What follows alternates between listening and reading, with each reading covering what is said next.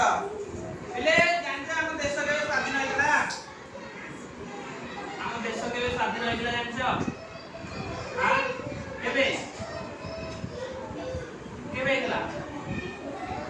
ଆମେ ବର୍ଷକୁ 100 ବର୍ଷ ପାଳନ କରୁନେ,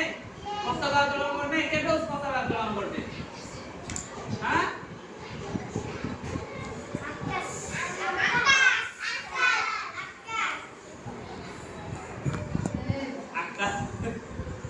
अरे नहीं अगस्त 15 को हम पताका उत्तोलन करने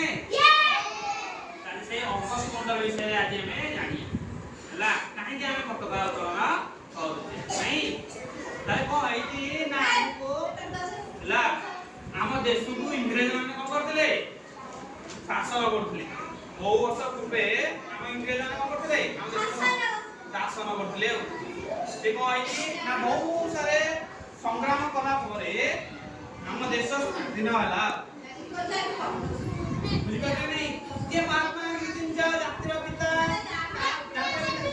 महात्मा गांधी आगे आउ करा को जिनका मोटा जातिर पिता के इसका तुम क्या जानो हम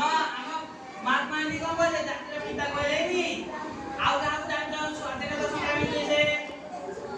ये सुभाष चंद्र बोस को जिनका हां केजे हम ओडिसा दिखले हला ताले ताले हमें ए सुनो कोन करते सेई दिन हम देश कहितला स्वाधीन होइतला आकाश रे करने पताका उत्तोलन करते सब से मुंदी खाई घर जाते कि नहीं ए दिन कहितला हम देश स्वाधीन होइतला हला ताले हमको किए से शासन करते कहलो इंग्रज मान शासन करते ताले हमको देखो ए सब महापुरुष माने हम देश को सब स्वाधीन करते ई किए से ई कहि परियो के ये महात्मा गांधी ताका पाखरे जे चिन्ह छन के से ये भगत सिंह ताका पाखरे के अछन जानजो सीएले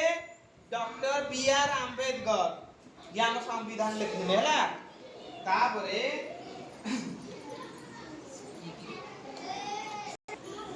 ताले ये अंग जिंजा